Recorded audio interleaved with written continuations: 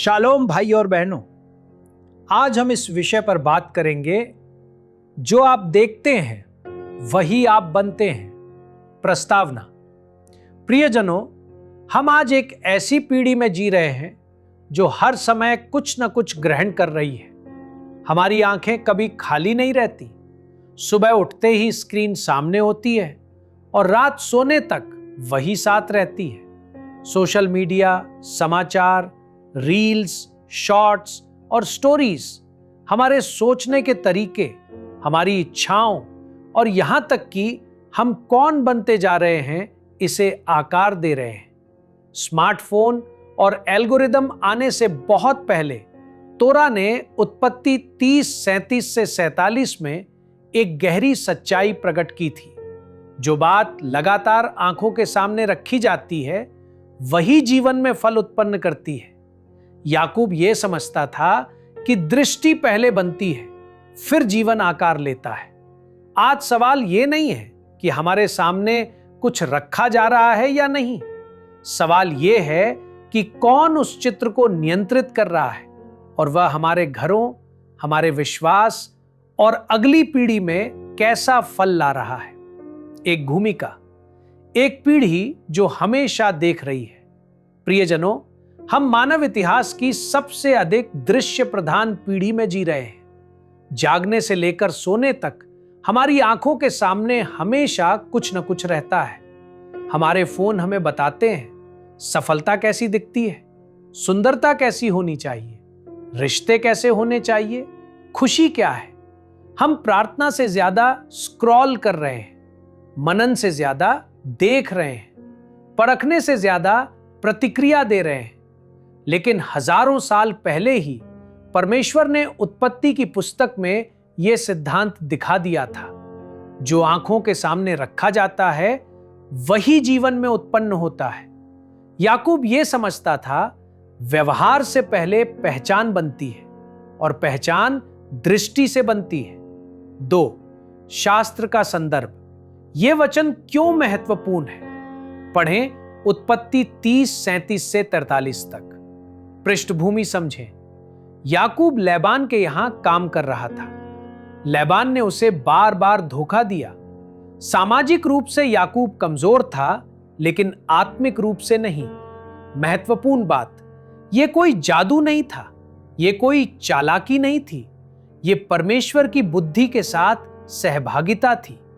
उत्पत्ति 31:12 में परमेश्वर कहते हैं, मैंने देखा है कि लैबान ने तेरे साथ क्या किया है।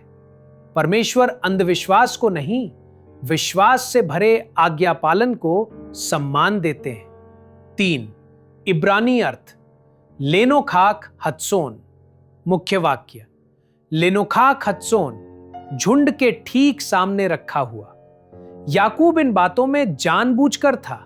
स्थान, समय, वातावरण। नीति वचन 4:23। अपने हृदय की चौकसी कर, क्योंकि जीवन के स्रोत उसी से निकलते हैं। भजन 101:3। मैं अपनी आंखों के सामने कोई बुरी बात न रखूंगा। तोरा हमें सिखाती है दृष्टि का अनुशासन। 4. याकूब की रणनीति, विश्वास और कर्म। याकूब ने 4 बातें की। परमेश्वर की प्रतिज्ञा पर भरोसा किया, ईमानदारी से मेहनत की, बुद्धि का उपयोग किया, बढ़ोतरी के लिए परमेश्वर की प्रतीक्षा की। महत्वपूर्ण सच्चाई, छड़ियों ने आशीष नहीं दी, परमेश्वर ने दी। याकूब ने विधि की पूजा नहीं की, उसने आज्ञा मानी। विश्वास बिना कर्म के मरा हुआ है और कर्म बिना विश्वास के खोखला है। 5. आज की छड़ियां, मीडिया। यहां भविष्यवाणी जैसा संबंध है। आज की छड़ियां हैं Instagram feed, YouTube algorithm, Netflix की कहानियां, समाचार चैनल, इन्फ्लुएंसर्स, संगीत के बोल। ये लगातार रखी जाती है हमारी आंखों के सामने। भावनात्मक रूप से कमजोर समय में, पहचान बनने के समय में। मीडिया तटस्थ नहीं है, मीडिया शिष्य बनाता है। जिसे हम बार बार देखते हैं वही सामान्य लगने लगता है। चाहत बन जाता है, सहन करने योग्य हो जाता है और दोहराया जाने लगता है। रोमियो 12:2 इस संसार के समान ना बनो। 6 नया नियम, यीशु पर दृष्टि टिकाना। इब्रानियों 12:2 विश्वास के कर्ता और सिद्ध करने वाले यीशु की ओर दृष्टि लगाए रहें। 2 कुरिन्थियों 3:18 हम सब खुले मुख से प्रभु की महिमा को देखते हुए उसी रूप में बदलते जाते हैं। दुनिया कहती है खुद को देखो, राज्य कहता है मसीह को देखो। परिवर्तन संघर्ष से नहीं, निहारने, देखते रहने से आता है। यीशु हमारे लिए है सच्ची छवि, सच्चा आदर्श, सच्चा नमूना। 7 व्यावहारिक उपयोग। 1 अपनी दृष्टि का मूल्यांकन करें। खुद से पूछें, हम रोज क्या देख रहे हैं? हमारी सोच को कौन आकार दे रहा है? 2 पवित्र वातावरण बनाएं। याकूब ने छड़ियां रखी, पानी पीने की जगह। गर्भधारण के समय हमें ऐसे वातावरण बनाने हैं जहां हो परमेश्वर का वचन, आराधना, मौन, संगति। 3 अगली पीढ़ी को सिखाएं। अगर हम अपने बच्चों को शिष्य नहीं बनाएंगे तो मीडिया बना देगा। व्यवस्था विवरण 6-7। इन बातों को अपने बच्चों को भली भांति सिखाना। समापन, दृष्टि को फिर से सही करना। कलीसिया, अगर मीडिया एक पीढ़ी को शिष्य बना सकता है तो हमें यह चुनना होगा कि हम क्या और किसे देखते हैं। याकूब ने अपना भविष्य संयोग पर नहीं छोड़ा, उसने झुंड के सामने वही रखा जो बढ़ोतरी से मेल खाता था। आज परमेश्वर हमें बुला रहे हैं अपनी आंखें वापस लेने के लिए, अपने मन को नया करने के लिए, अपने ध्यान को सही जगह लगाने के लिए। जो छवियां पहचान को बिगाड़ती हैं, विश्वास को कमजोर करती हैं और पवित्रता को सुन्न करती हैं, उन्हें हटाइए और उनकी जगह रखें परमेश्वर का वचन और मसीह यीशु की छवि, क्योंकि जो हम देखते हैं वही हम बन जाते हैं। 8 अंतिम आह्वान, आंखों को वापस लेना। कलीसिया, हमारे समय की लड़ाई केवल हृदयों की नहीं, आंखों की है।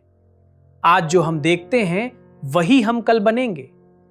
याकूब इसलिए नहीं फला फूला कि उसने वंश को नियंत्रित किया, बल्कि इसलिए कि उसने अपनी दृष्टि को परमेश्वर की इच्छा से जोड़ा। आज आत्मा हमें बुला रही है झूठ से अलग होने के लिए, सत्य पर ध्यान लगाने के लिए, फिर से मसीह को निहारने के लिए।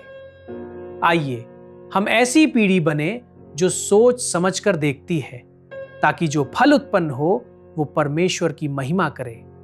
आमीन। वैकल्पिक वेदी प्रार्थना। संक्षिप्त।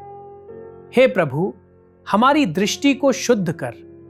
जो चित्र हमारी आत्मा को बिगाड़ते हैं उन्हें हटा। हमारा ध्यान फिर से तुझ पर केंद्रित कर। हम तुझे निहारना चुनते हैं और ऐसा फल उत्पन्न करना चाहते हैं जो बना रहे। यीशु के नाम में आमीन। अंतिम निवेदन, डिजिटल कॉल टू एक्शन। प्रिय मित्रों, यदि इस संदेश ने आपके हृदय को छुआ हो या आपकी यात्रा में स्पष्टता लाई हो तो कृपया जुड़े रहें। सब्सक्राइब करें, लाइक करें, कमेंट करें और इसे शेयर करें, ताकि ये वचन औरों तक भी पहुंच सके जिन्हें आज इसकी जरूरत है। आपकी सहभागिता एक आवाज से कहीं आगे तक ज्योति को पहुंचा सकती है। आज हमारे साथ चलने के लिए धन्यवाद।